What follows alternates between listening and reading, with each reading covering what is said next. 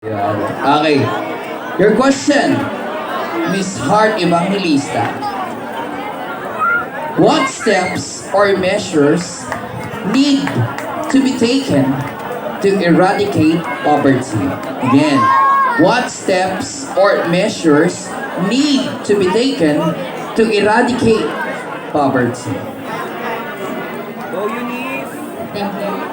So the question goes like this: how am I able to put a measure to eradicate the poverty in our country?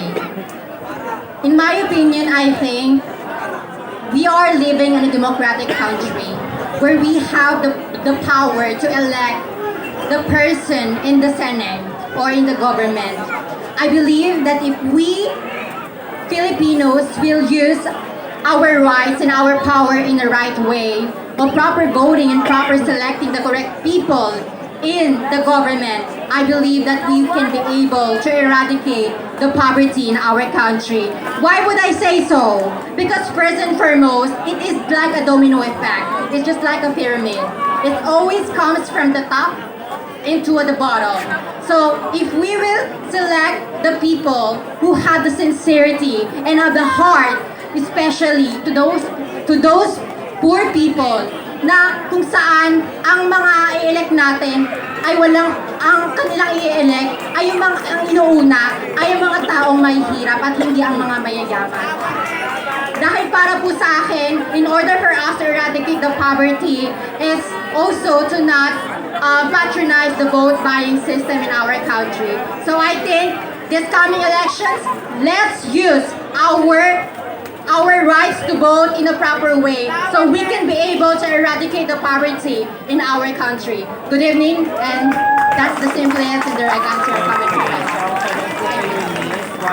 Your question is, this question is coming from our judge number 5. Ayan. So, your question is, in a world full of technological advancement, where younger generations would rather choose being an influencers and content creators, how could you convince them to otherwise to choose careers in farming and agriculture? Again, in a world full of technological advancement, where younger generations would rather choose being an influencers or content creators, how could you convince them otherwise to choose careers in farming or agriculture?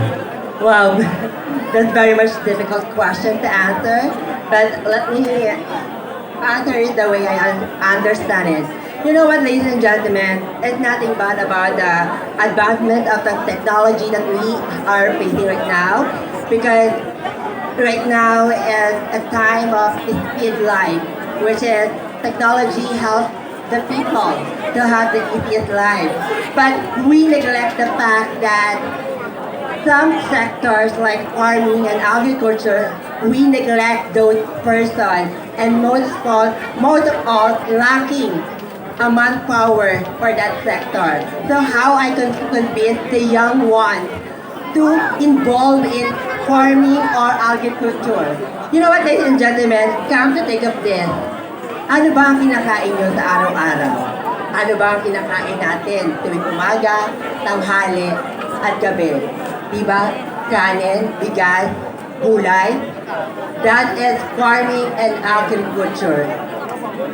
That is I want to ask the young ones. Kung walang magtatrabahong farmers, walang tao sa likod ng mga agriculture sector, ano ang kakainin natin? Sino magbibigay ng mga sustansya at malulusog na gulay para sa bawat Pilipino? Sino ang magbibigay ng bigas sa pagkainan ng bawat pamilyang Pilipino? Think that situation. Start now. Don't waste our time for the future that we don't have manpower for that sector and we don't have food enough to eat together. Thank you. The title tonight, eto na ang tanong.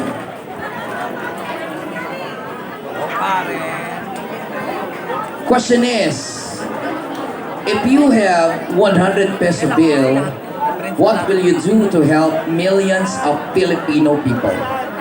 Again, if you have 100 peso bill, what will you do to help millions of Filipino people? Wow. Maraming salamat po sa isang napakagandang katanungan. Sapagkat lagi po nating tatandaan, sa ganitong uri ng patimpalak, ay kayo po ay magsisilbi naming mga estudyante. At ako po ay nakatayo bilang isang guro. At ang katanungan ay umihindayog sa ganitong pamamaraan. Kung ako nga raw po ba ay magkakaroon ng $1 billion, paano ko nga raw po ba matutulungan 100 pesos dollar. 100 peso bill. I'm so sorry. 100 pesos lang. If you have 100 peso bill, what will you do? What will you do to help million of 100 pesos? So it's very hard for me to help a 1 million people in our country, which is the Philippines. Pero ano nga raw po ba ang gagawin ko para matulungan ang mga Pilipino? Simple lamang po, sa pamamagitan ng 100 pesos, marahil wala akong mabibiling malaki. Ngunit isang bagay lamang po ang gagawin ko. Ang 100 piso ay iaalay ko sa simbahan at magdadasal po ako para sa misa na gagawin na yon. At ang 100 piso na yon ay pamisa na sana ang mga taong naghihirap dito sa ating bansang Pilipinas ay makakain ng 3 beses sa pang-araw-araw. Dahil ayon lang po, ang pinakamagandang magagawin ko sa 100 piso, alam natin na napakahirap magbigay dahil kahit tagpipiso ang bigay mo sa mga tao ay hindi yung sapat. Ngunit ang dasal na ibibigay ko po sa simbahan ay kahit kailan, ayun po ang pinakamagandang regalo na naibigay ko po sa bawat Pilipino, lalong-lalo na nanonood dito. Because lagi po nating tatandaan, kapag meron kang Diyos, nothing is impossible. Thank you.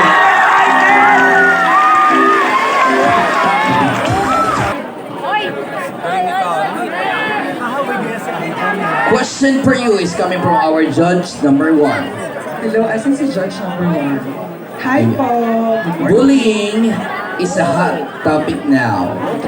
Yes. Question is, have you ever bullied someone? Again, bullying is a hot topic right now. Question is, have you ever bullied someone? You know what? To be honest, bullying is something very big. It's a big word that can really ruin someone's emotion. So I think if you're gonna ask me, did I bully anyone from the past? I guess yes. When I was still a child. I don't wanna sound hypocrite. Ayoko pong magpaka-impokrita dahil lahat tayo ay dumaan sa pagkabata. At minsan, ang kabataan po ay naliligaw ng landas. Iba ang kanilang pag-iisip at iba po ang pananaw ng mga nakakatanda. Now in my age, do I still commit bullying? Do I bully someone? Of course not. But I myself is a victim of this bullying. Dahil lagi kong naririnig sa bibig ng ibang tao, why is she joining pageant? She's not like the others. She's not sexy. She's not as beautiful as the other candidates. Laging may masasabi ang tao sa atin. But you know what, ladies and gentlemen? Focus on the positivity. Pagtuunan nyo ang inyong core values. And then, if you do that, no one can bring you down. Dahil kahit ano pa po ang pananaw nyo sa sarili nyo, mananatili kayong nakatayo sa mga paa nyo. At payo mo lang sa lahat ng kabataan ngayon, never, ever bully someone. Because what you do to others might come back to you in the future. Thank you! Okay, so nagulat sila na ikaw yung last kong tinawag. Which is, yun naman talaga yung last and final girl na nasa listahan ko. Bumati ka muna kasi na, di ba, yung mga, para mawala yung kaba mo, kasi di ba nakita mo sumagot yung apat. Di ba? So parang, yes. Alright, I would like to thank everyone na napunta dito that came from the viewers of TikTok, Facebook, kasi nagla-live po ako kanina. So thank you so much. And of course, sa mga taga-Halige, Mayhaligue Tondo, maraming salamat po sa mga supports ninyo sa amin sa Trans Pageantry. Thank you very much to the candidates, organizers and judges, and to the host mga Mayhaligue, and to my husband. Thank you very much. A question is, as a member of the LGBTQIA+ community, what significant moment in your life that you think could be a great example in the Senate hearing for the lawmakers to convince and pass the SOGI bill into a law? Again, as a member of the LGBTQIA+ community, what significant moment in your life that you think could be a great example in the Senate hearing for them or for the lawmakers to convince and pass the SOGI bill into a law? Thank you so much for this very difficult question. Ladies and gentlemen, let me answer this in the most factual way that I can. Standing before you, I'm a transgender teacher. But in the question it states, as a member of my community of the LGBT, what is the most significant, the most important moment in my life that I think could be a great example for the Senate hearing, for them to be able to pass the SOGI bill, or the sexual orientation bill? Well, you know what? It will be the time that I was denied of school. Hindi po ako tinanggap sa isang eskwelahan na kolehiyo na aking pinag-e-enrollan dahil po sa aking kasarian. Totoo po yun.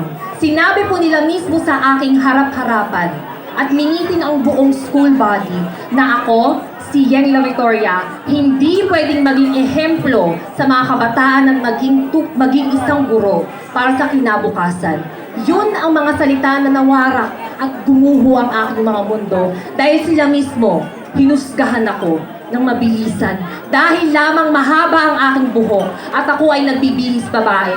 This was the time that transgender time was not mainstream. This was the time there were no such exemplars that we have now, transgender people, teachers, nurses, or scientists. However, ladies and gentlemen, if the Senate, the government would hear these types of stories na nangyayari, very rampant, we would be bombarded by such stories that would break our hearts. Yes, a lot of people would say it's not true because you do not experience what we experience in my community of the LGBT. Why do I say so? Because if we do not experience it, then most definitely I would not be here in the stage. I would be in the school laboratories teaching. However, they cannot still accept me. Hindi pa rin po ako makapagturo sa mga eskwelahan dahil daw po, hindi nga ako pwedeng tanggapin. Because in the student library itself, in the student handbook, you must always stand forth as your gender. Biologically, yes, I am male. However, I always believe that gender is just an umbrella term for you to stand forth. I'm a transgender woman. I'm a professional teacher, and therefore I always believe that you should pass the SOGI bill. Why? Because you should give us equal opportunity, equity in the employment area. And not only that, ladies and gentlemen, dahil pag ginawa ninyo yun at binigyan nyo ng ekwalidad na oportunidad ng bawat isa, ang bawat bakla, makikita nyo ang pagbabago sa ating komunidad. Because we LGBT members, we are talented, we are liquidated. Lahat ng gusto namin gawin, basta aming pipiliin, magagawa namin. Because I always believe in the socio-cultural effects that we can have here in our community. And with that, if the Senate would hear it, our government, my story, Yang La Victoria, they would definitely pass the SOGI bill faster than the speed of light. Thank you very much.